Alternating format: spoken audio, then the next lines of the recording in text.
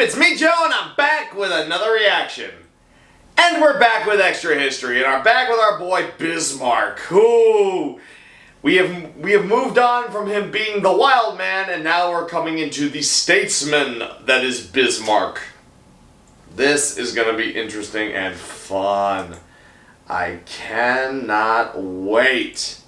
So, before the video starts, of course, make sure you like and subscribe, turn on notifications, and of course, follow me on all my social media. It really helps. And plus you get a little bit of more idea of what the heck's going on in my world. Anyway, so we're continuing on with Bismarck. Let's see what happens when Bismarck comes into his own as a statesman. Let's get this video started in 3, 2, 1, and play. As Bismarck moved from radical to pragmatic, he was at last offered a position in which he would shine. The position of envoy, diplomat, and deal-maker.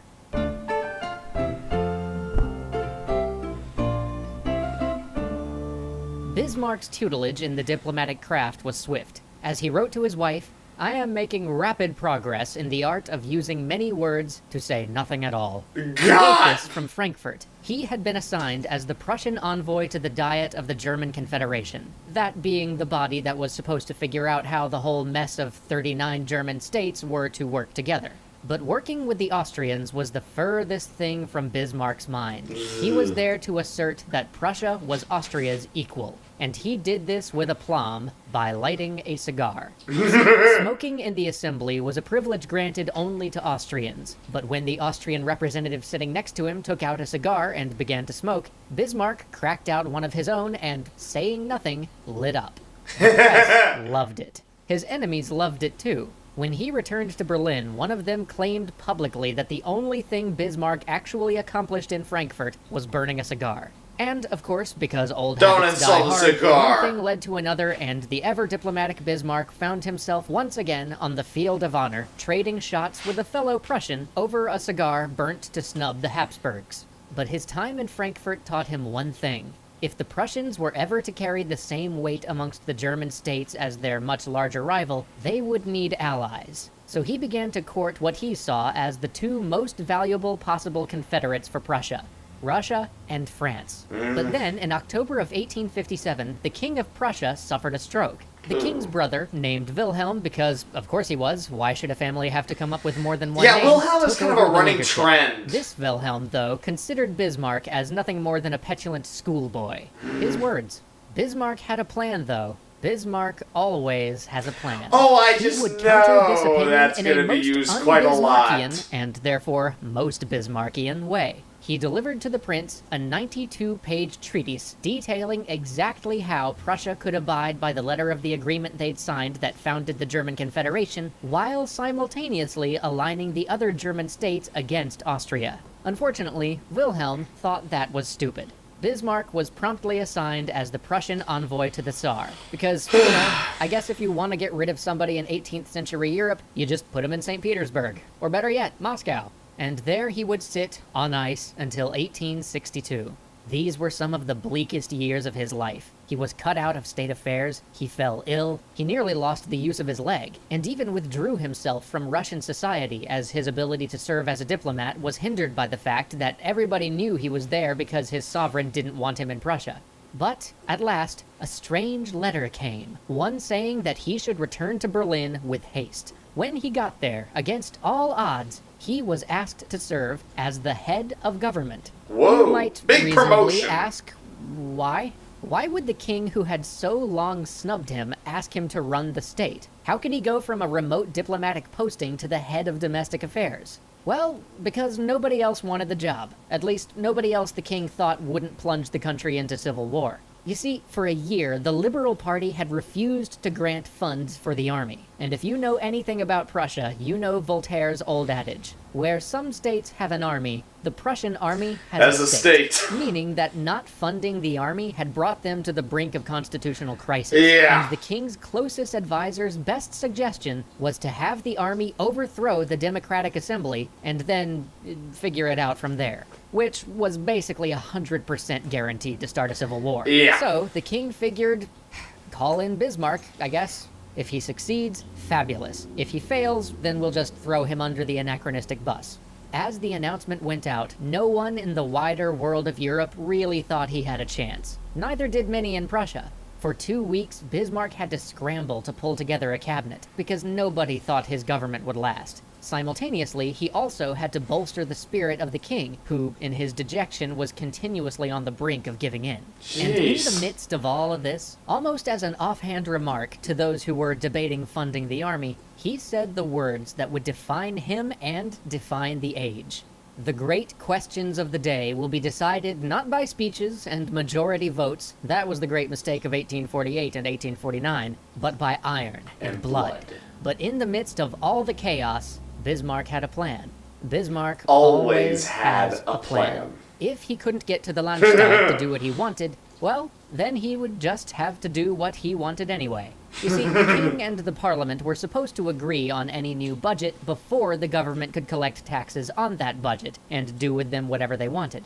Everyone else took this to mean that the government could not collect taxes without Parliament's approval. But Bismarck had other ideas. See, the Constitution didn't really spell out exactly what the government was supposed to do if the king and the Parliament couldn't agree on a budget. So Bismarck just said, well, we don't have a new budget. Guess we have to keep collecting taxes based on last year's budget. And so sent out the king's tax collectors to do what they did best. For nearly half a decade, the government would continue to collect the 1861 budget, and the king would have a stream of revenue without asking Parliament for a thing. With that settled, Otto now had the prestige and the freedom to turn to what he saw as his larger project, positioning Prussia to be the preeminent power in Germany when the German states finally unified. He moved rapidly. First, he checked in with France to see if they would stay neutral, or perhaps even join Prussia if an armed conflict broke out between them and Austria. Then he wooed the smaller German states to begin voting with Prussia, even as he was baffling the Austrians with an alternating volley of threats and lofty promises about how much they could accomplish together. But even as he was holding his own in German affairs, his zeal abroad nearly cost him his ministry. A rebellion had broken out in Poland, and the Russians were eager to quell it, already sending in troops. Bismarck immediately dispatched Prussian divisions to the Polish border and sent a note to Russia basically saying, "Hey guys, we can totally help you with that." Soon, protests over this action broke out from the other major European powers, with France, Great Britain, and Austria all condemning Berlin. Many thought that Bismarck would have to resign over this, but the king, the very same one who had exiled him to Russia before, refused his resignation. Soon, Europe's ire turned from Berlin to St. Petersburg, and while the matter would blow over in time, to the Russians, this unification of the European powers against them brought to mind the recent and disastrous Crimean War, and in doing so, reminded them just why having an ally in Prussia might be valuable. But just as this affair was being put behind him, his great project was again in jeopardy. Oh, no. The Emperor of Austria had invited the Prussian king to a congress of princes to discuss the matter of German unification. Bismarck at once saw that the Austrians had stacked the deck, and any vote at such a conference would go in their favor. But he also knew that he wouldn't be able to convince the king that an invitation from other princes was a trap. So he took a different approach. The king was never the most secure of people, so Bismarck convinced him that the invitation was an insult, and that it should have been sent to him with much more formality. So the king declined to go. But then, days later, the King of Saxony rode up, bearing another invitation imploring the prince to come. Okay. Now he had been formally asked to attend by 30 princes with a king as the message bearer. There would be no convincing good old Wilhelm that this was a slight. Instead, in a meeting full of shouting, imploring, and not a little sobbing on both sides, Bismarck convinced the king that he would be giving up the independence of the Prussian army if he agreed to anything. Which is not a good thing. And so, with Bismarck ripping off the door handle on the way out, once again, the king declined to attend. With that, the course was set. The initial threats were in check. Now, at last, Bismarck could truly begin his project of iron and blood. Bismarck is going to war. And he has a plan. Bismarck always has a plan. Oh boy. Another excellent video about Bismarck. Oh boy, and snubbing the Austrians with a cigar. That definitely... I remember a while ago somebody basically said, like, Joe, you see a lot of yourself in Bismarck. You said you see a lot of yourself in Bismarck, so are you going to Congress? Oh, I assure you, number one, I'd never go to Congress. They don't get anything done.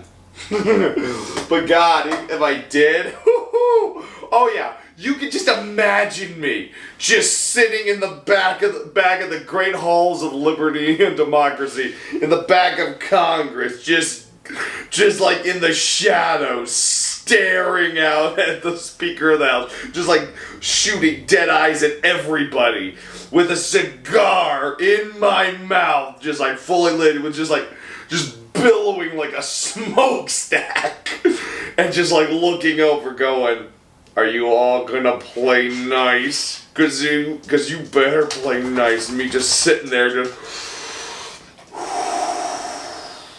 just glaring at everybody. They're all probably going like, "Whose side is he on?" "Neither of ours." Oh, but enough politics. This is still a fun video. What are you up to, buddy boy? Oh, just getting a drink. Well, this was again a great video. I can't wait for the next video, and next one is hat stereotypes. Well, not hat stereotypes. Well, it's miscellaneous hat stereotypes or honorable mentions, and then weapons or miscs next. I'll figure out which one's next chronologically. Anyway, until that video. Oh, also, I hope you all enjoyed my little trailer. We have done that. And we are working on that. Anyway, like as I was saying, as always, until the next video, you know who I am. I know who you are. I will see you all in the next video. You know, I feel like a cigar cola. Come on, let's go light one up. Go snub some Austrians. Well, or Habsburgs. Are there even any more Habsburgs alive anymore? I don't know.